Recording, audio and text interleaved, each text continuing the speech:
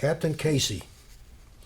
We listened to the enemy's communications, and one of his comrades on a hill aimed a mortar round in their direction that took you away from us. But for a breath of breeze, it would have missed you and hit one of us, or hit no one at all. I was sent to get an ambulance for you. I didn't know what one looked like. MASH wasn't on TV then. So I came back without finding one. They told me you didn't make it. Later back home, I tried to tell my folks about you. About when they said, it's time to meet the captain. I saw dirt flying up out of the hole you were helping to dig before I saw you. You said, I won't have you guys do anything I won't do. And that you were very patient when I had a hard time learning my job. Kindness from Mom and Dad was to say, wrong place at the wrong time, or glad it wasn't you. It only made me feel worse for you. Captain, we were young, and none of us knew how to grieve for you. We never talked about having lost you, just kept it all inside. Weeks later, when the chaplain, who didn't know you or any of us, said a prayer, all of our eyes rested on your helmet, stuck on an upright rifle, bayonet in the ground. By then, the defensive numbness had set in that would last decades. I had to see your name 30 years later on the wall we built for ourselves in Washington before the tears would come. And come they did. Is it a different sort of grieving to lament the role of chance or the role of the indifferent whims of those in power, either of which takes a brother from us? The farmer prays for rain for his field of hay, while the vintner down the road prays for dryness for his grapes. Neither wanting to take a chance on chance, they petition an old white male being. My mom believed in God, but also prayed to my dad in the night, please don't let anything happen to my little boy. Cap Casey, you had a mom and dad too. All too often, my friends, we're in the range of rocket or mortar fire. Our helicopter goes down. Our truck rolls over some improvised device. Or some dumbass walks around camp with his rifle on full automatic around in the chamber with the safety off. And all the while, the senators who never went to war, the generals, all the old white men pray for annihilation of our enemies, the destruction of his crops, and the suffering of his children at their prayer breakfast.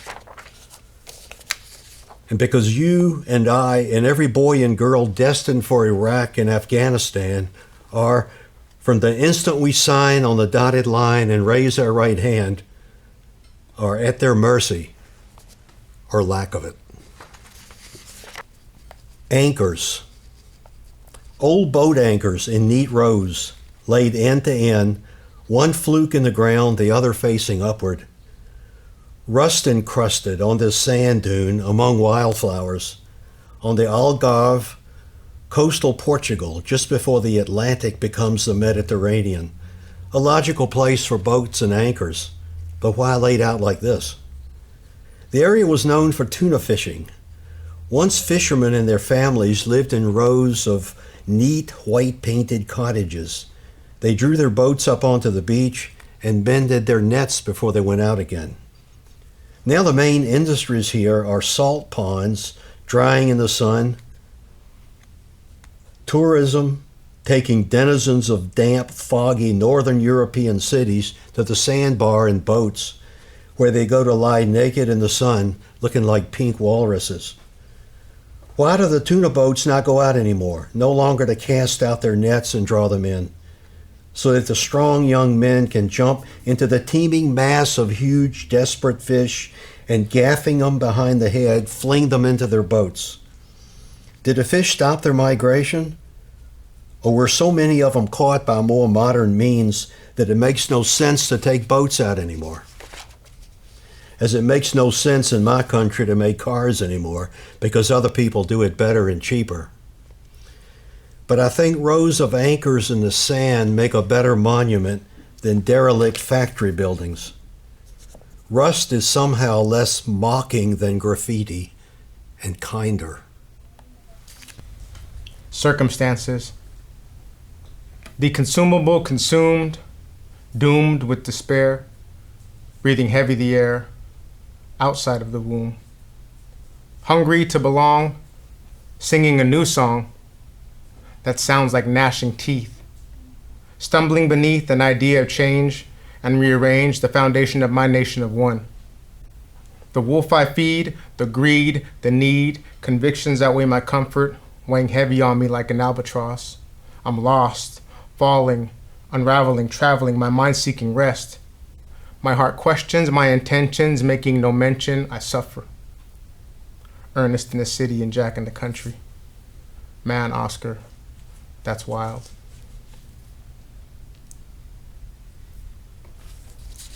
This next piece is titled, I Struggle with Being Alone. I always like it, but I don't always want it. I always need it, but my heart feels defeated because the walls don't talk, and neither does Samson. Maybe a king's ransom will handsomely reward me with someone or something, but I'm far from a king. Though heavy is my crown of heartache and frowns, and it slowly brings me down here. Looking into this mirror, I see the absence of sleep in your eyes. Again. Standing amidst the silence of men at war. I've seen this place before. This sink, this drain, this floor. Shuffling through the haze, when did I lose track of the days? And when did I last eat? And how long have I been on my feet? The pressure is building, and I'm feeling concerned because these four fingers burn when my elbows turn a certain way. And suddenly, I remember that day.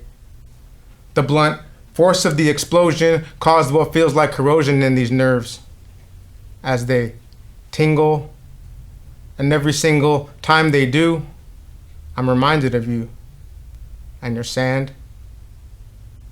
And that is the whole truth, pure and simple. But the truth is rarely pure and never simple. This poem is titled Always. Have you ever wanted to live, like really live? Have you ever wanted to die, like really die, and not really know why? Then one day, boom, suddenly you realize why you want to live, but what gives? I'm up, then I'm down, busy silence all around, unseen tears falling down, down, down. The constant pain in my head turned from the violence is what they said. And I did. No motion, just commotion, my painted ship on a painted ocean. Waiting, contemplating this resting place ideal. Still what I feel is fucking real. And it's raw, and it's pain, it's pressure insane. My brain, my brain, my brain. But everybody hurts, like REM. But my REM can't even begin until whenever these constantly running thoughts get caught somewhere and come to an end.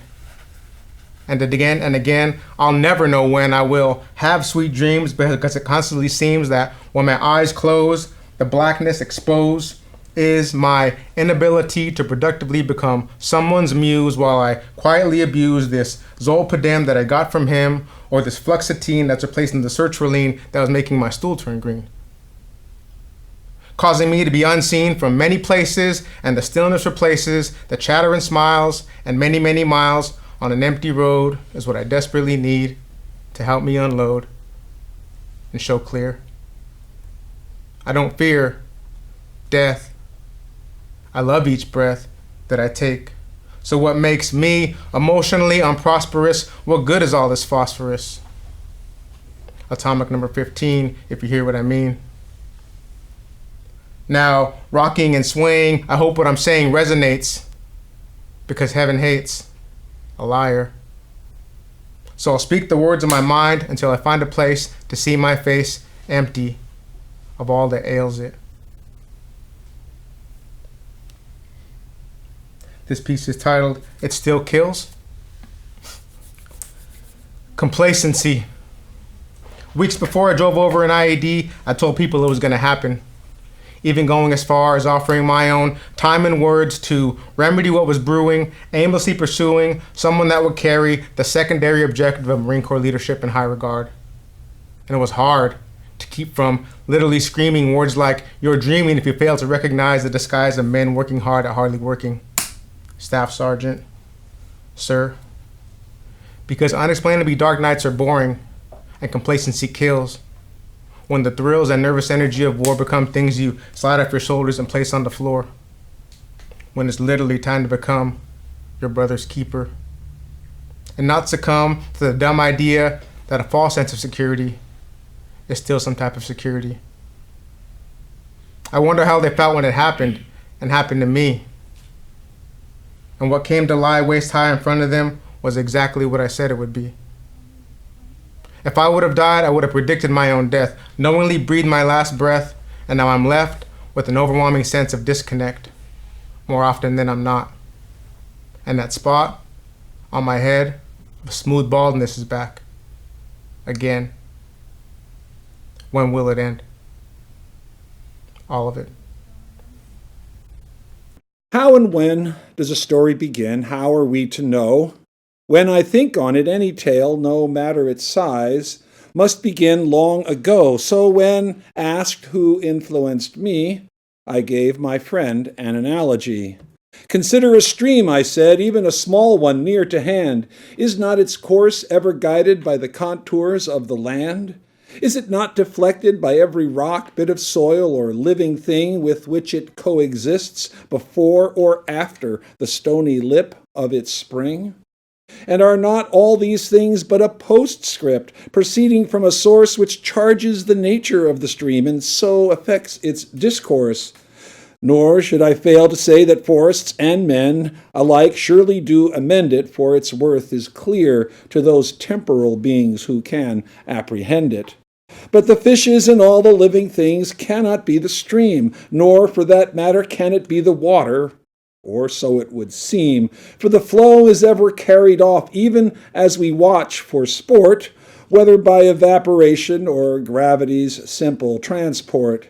It's surely not its path, or the things it has carried off. It could not be its remains, a shallow, drying trough.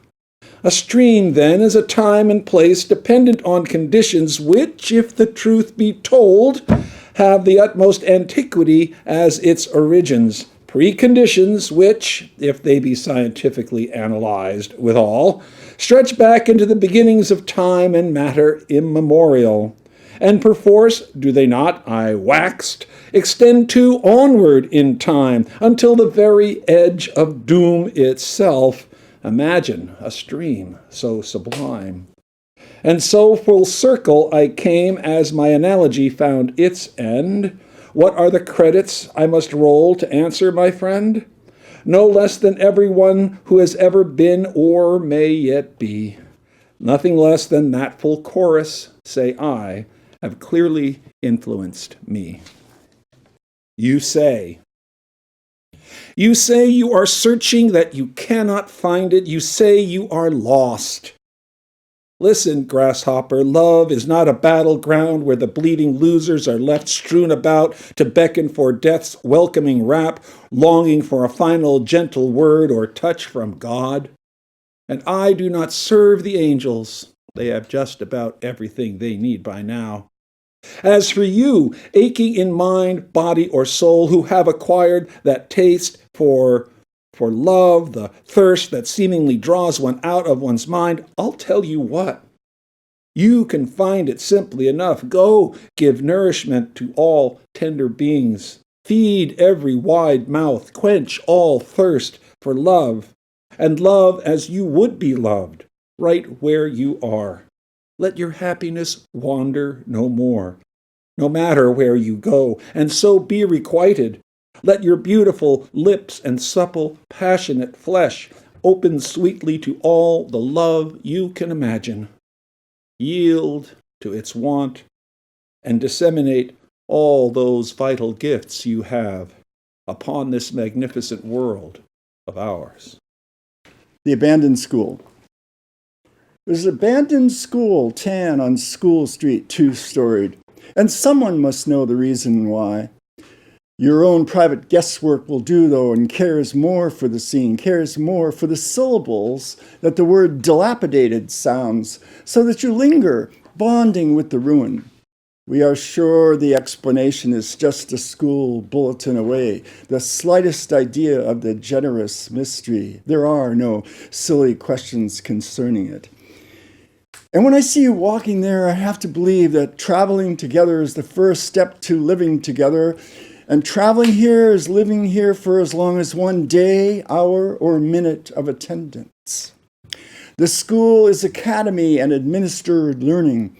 We can talk all night about what was taught all day. We'll be transfer students arriving with passport report cards. Grades incomplete. Like the school that stands upon the tan schoolyard, its own book bags slung. We could have gone back to sleep, but we would have missed the assembly, the classroom's early social security, its recess on School Street. This is getting jazzed for a journey. Really getting jazzed for a journey out of and into when the very date and time of year awaits your passing through. Animal of time and remembrance, in the religious times of the day and night, do you bemurmur Kansas and the humid plains, out of the wind and safe in a drugstore, father and mother to all fathers and mothers before? Proceeding to Topeka to camp out in the grain elevators, like waking up all morning the kid you've now become, with another way of talking. You've never had so much at once. It's a cracked open, can you imagine that? More of a state than something explained, or the insanity others have taken for granted. More of a place than a two-bit direction that angles through donkey well derricks, flustered with in and out. Place unlike Sedona, Arizona, where no one in a pink truck megaphone proclaims a butte to be a metaphor or a kitchen to be a vortex alive with a cook and no cookbook. Gobbling oranges squeezed all to death in a remembered morning manner. And underneath language, squeezed from the summers of Sumer. They get what I'm getting more than I get. The only safety is repeat everything. I've said this before. It's like a train you jump on. And rushing forward in the dark, it is easy to die without appreciation of dying. Sandman, unemployed and no longer required, who joins a dirty dozen or so muses getting laundered money and workman's comp. That's the way it is in the mountains and the plains. It's right and it's wrong all along. A terror from the cellar with the passion of a rock hound, catching sight of old stone houses of the Sierra Madre and dawdling way past the final gun of just a game of finding out. Comes preposition-itis of and from and to and into. Comes similes and conjunctions of like and likened to and just as. Bonanza minus hoss, and that's sad. As a parking lot of jobless, cold in Colorado, getting jazzed for a journey out of and into, when the very date and time of year awaits your passing through, animal of time and remembrance, in the zoo of Emerald City, closer and more beautiful than ever. And once the poppies are behind you and the lion's back up on his two hind legs, you want to break out the licorice long before you get there, out of breath at a Vishnu temple with a bell out of order, please knock sign. Bright angel fan out of the wizard's anterooms, green in the sun, as though a city could be washed and waxed like a Mercedes. The many munchkin hands busy with squeegees. Dorothy all the while growing up into an Amazon, married before she clicks her heels together and says, "There's no place like Hollywood. There's no place like Hollywood." Get used to it. The scarecrow wants a light and has been playing with matches again. The Tin Man's addicted to oil. And Ricky Dink's due on Oz Flight 1914, though Glenda's controllers have walked off the job into her castle like an obelisk, and we may have to move that way ourselves soon to be safe enough from runways and towers. I read in the Journal of the Wicked Witch of the East, in the final moments before the house slammed down, And she may have had it coming and no rehabilitation would have sufficed. Still, I wish they kept her in a castle keep somewhere where she could have been bad on her own time until needed, because good without evil doesn't back to Kansas go. And Dorothy's daughter has just been nabbed by a brand new tornado. This is titled Power of Poetry. Poetry can be a voice in the wilderness, the voice of the wilderness, heartbeat, drumbeat. Poetry and a microphone can bring a nation to attention. Poetry can demand the right to heal, reject the pretense of resilience, untwist the strands of pride and shame, honor, sacrifice. Poetry can be what you make it, give voice to the ones who didn't make it. Bear witness. Whatever you want to say, poetry can be. This one titled Hunger.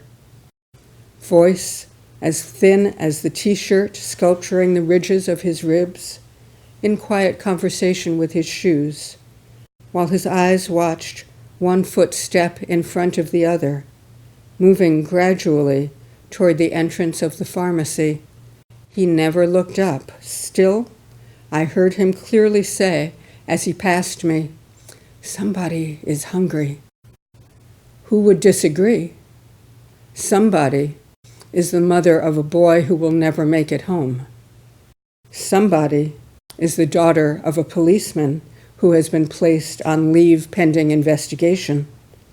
Somebody tries to concentrate, but other thoughts intrude. Somebody will say anything, do anything to hold on to power.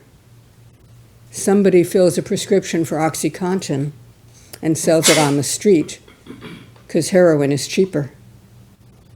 Somebody does not want to leave home. Somebody does not want to go home. Somebody strings words together, trying to find meaning to cling to like a lifeline. Somebody is hungry. So the first poem I'll read is Einstein's Violin. He tucks it under his chin, raises bow to string, the fingerboard running straight from cheek into the palm of his cupped left hand.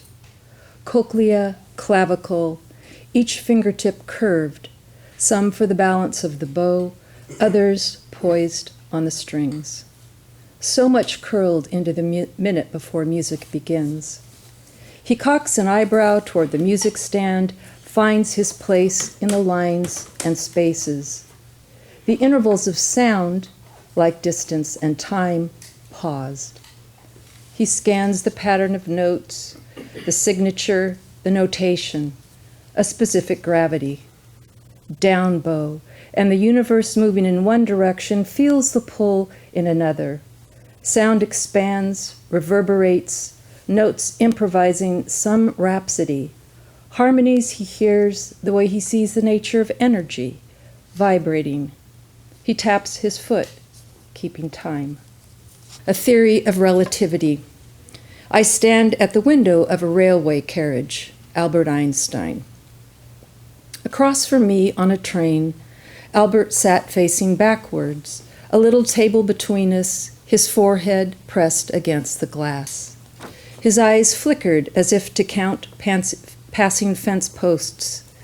At length, he reached a small notebook from a chest pocket, placed it on the table, jotted something down.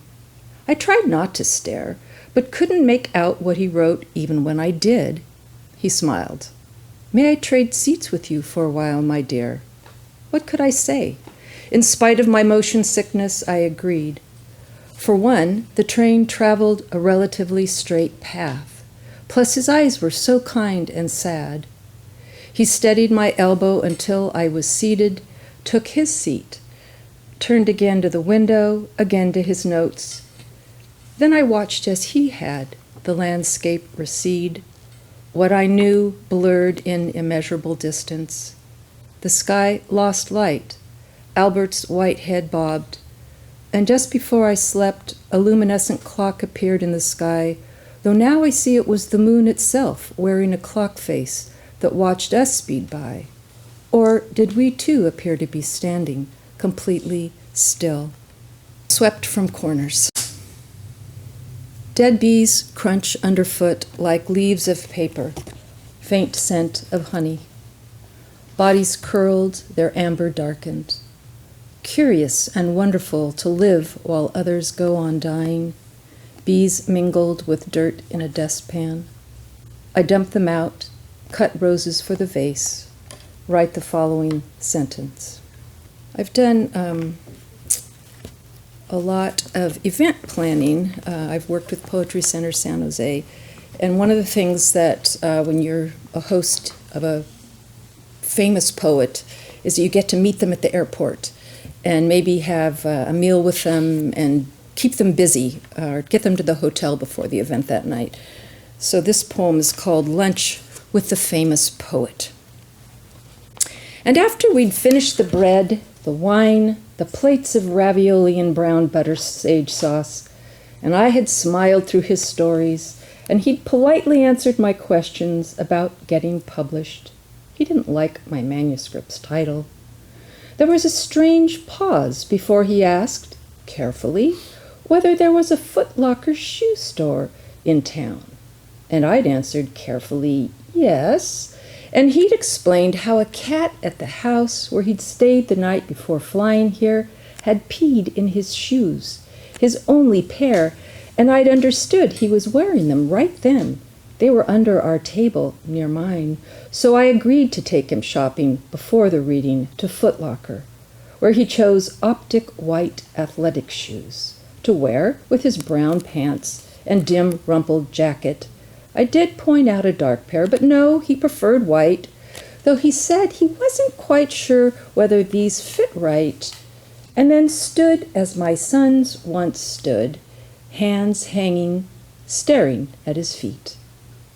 So, what else but to kneel and press my practice thumb into the toe of the new size 13.5 shoe he would wear on stage later that night. After that, I knew I'd learned a lot about poets and the art of the business. I did change my manuscript's title, which I've just remembered was called Don't Look Down. He'd said it made him want to look down.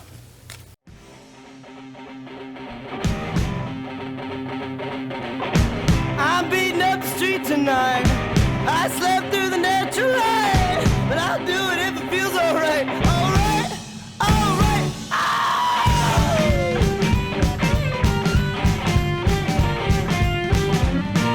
oh.